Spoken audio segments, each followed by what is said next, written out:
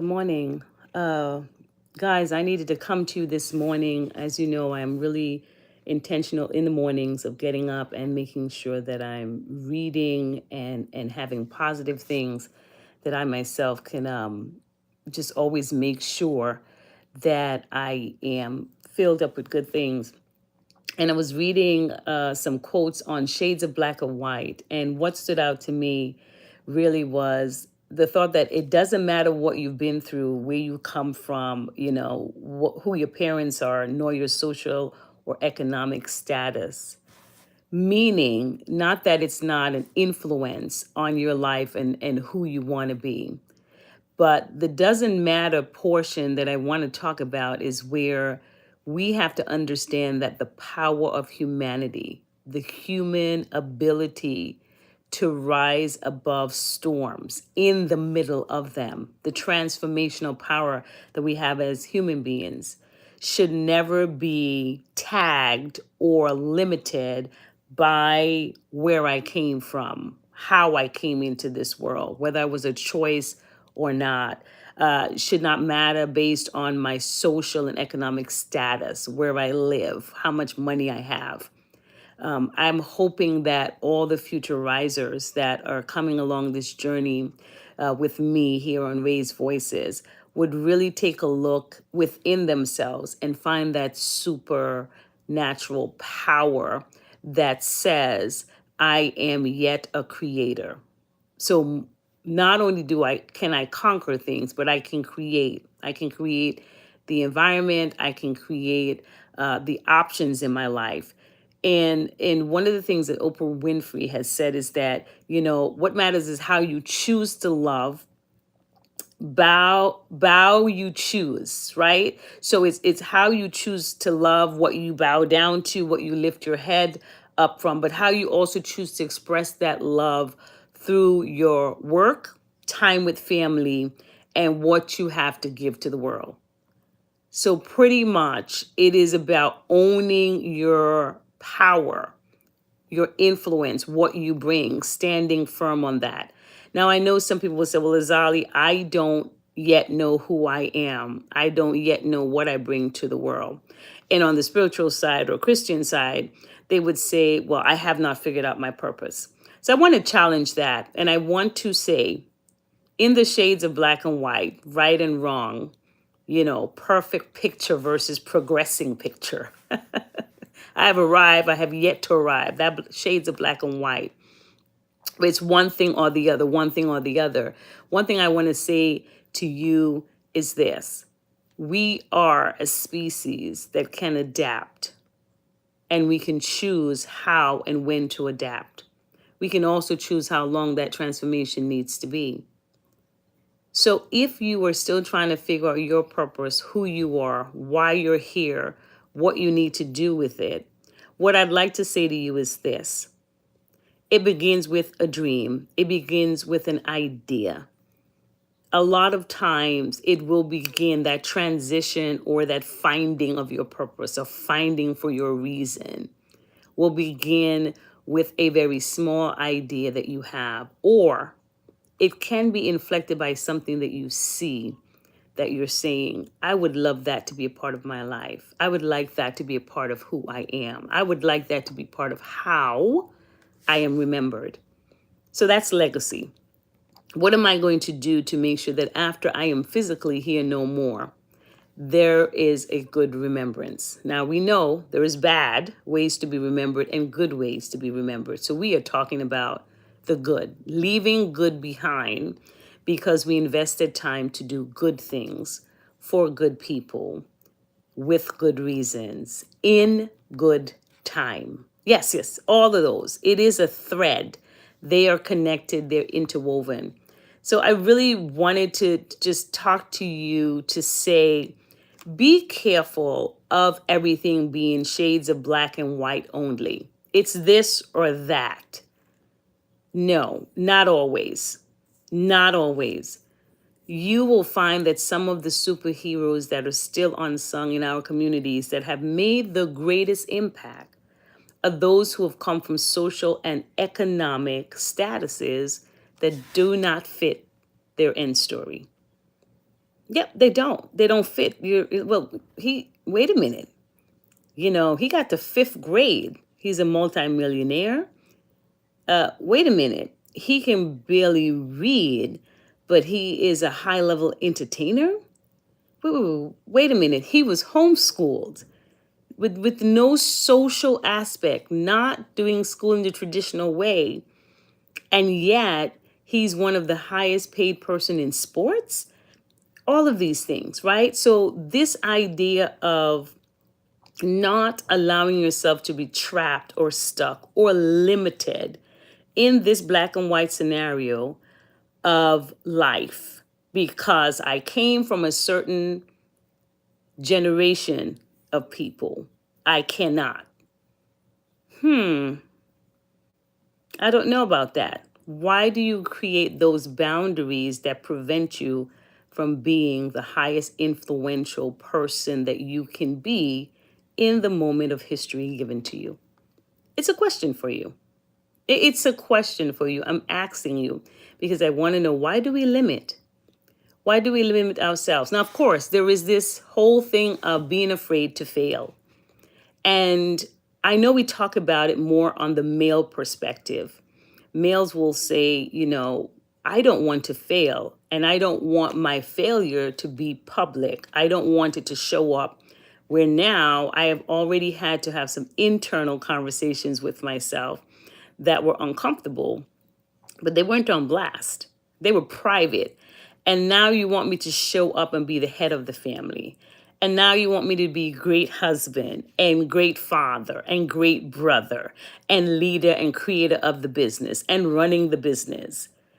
And that's a limitation. That's a black and white situation as well, where this fear of failing traps us where we won't even try. We won't stand up. We won't even sit up. We'll lay down. We'll lay down and say, hey, I'm going to wait for something easier to come by.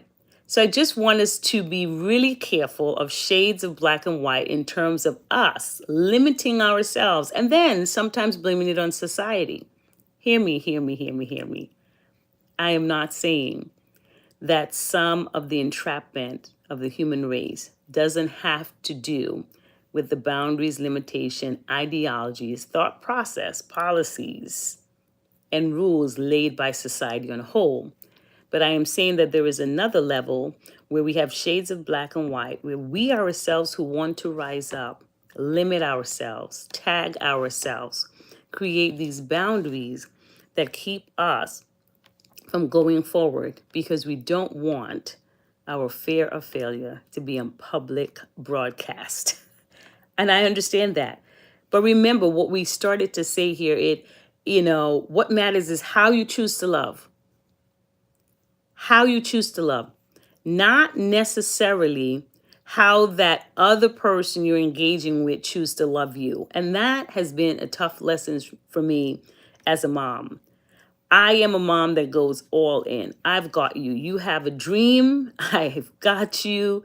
I'm going to make sure everything is in place for that dream. You're going to be a success. You're going to have all the tools and resources you need because I'm going to make sure you're okay.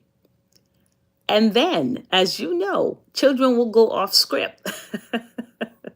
Humans go off script. When we talk about the parenting side, a child will go off script, and what ends up happening is that you're just like, wait a minute, did you not understand the amount of money I invested, the amount of time, the amount of support from the community I got? And then you decided not to perform well?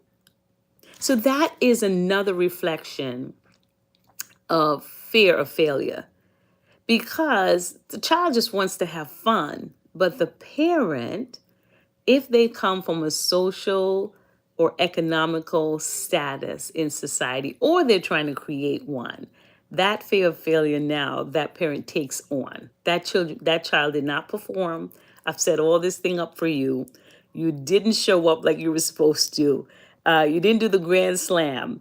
And now I got to publicly be out here pretending like all is well when it's not. So I'm talking about even those very small liminal spaces where we trap ourselves and we create this shade of black and white. It's this or that.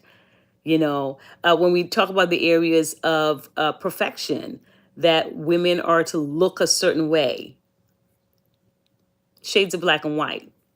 And if they don't look that way, I cannot marry this person. If they don't speak that way, I cannot create a friendship with this person.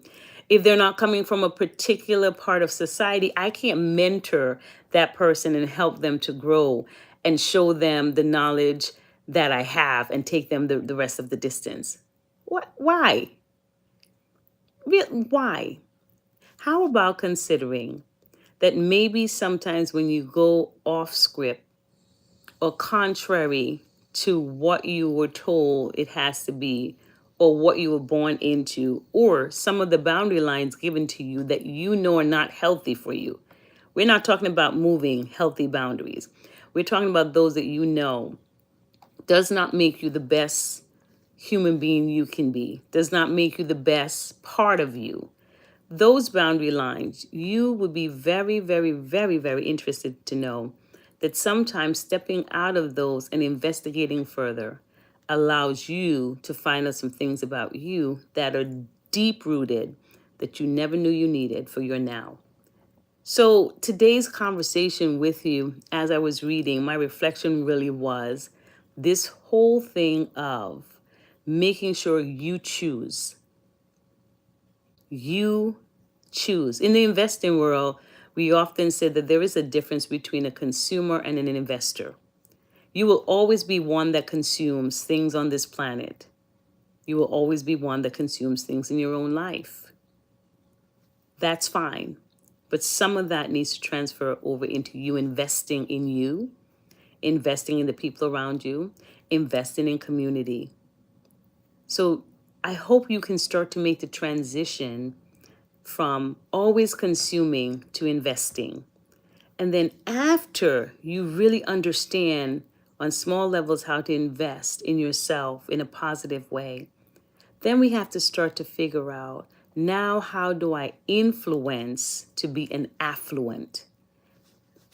This is work. This is everyday work.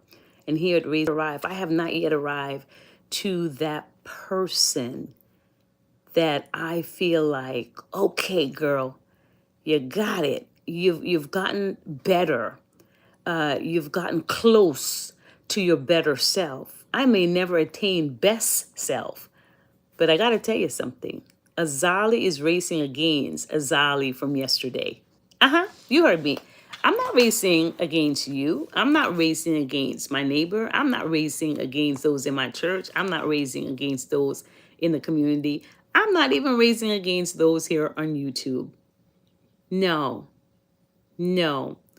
I don't have many things I would consider a mantra, but I will say an ideology that I've committed myself to is, girl, what are you going to do better from yesterday? That you did yesterday. What are you going to do to best that, to better that? And that is where I am. I am hoping that these conversations with you in the morning are helpful. I come to inspire, to enlighten, to empower. But bigger than that is to motivate you to believe you can be better. You can change. You can find the positive, healthy way to do that. So you can start to feel like, I belong here on this planet. I got good stuff to offer, and I'm going to do it. I just need you to know that you're important. That's the bottom line. That is, I believe you are important. If you are up to doing good, if your intention, your heart, your desire, your steps, your thoughts are to do good, I just came to tell you, you can. So investigate these shades of black and white. It has to be only this way in everything you do. Investigate those and know you are needed, you are loved, you are wanted, and we're waiting for you to rise up. I just hope you have a fantastic day today. I enjoy just coming as I read these things to keep me empowered, that I have an opportunity to also bring you along the ride with me. You have a fantastic day. Much, much love, peace, blessing here from Azali on Raised Voices. Enjoy.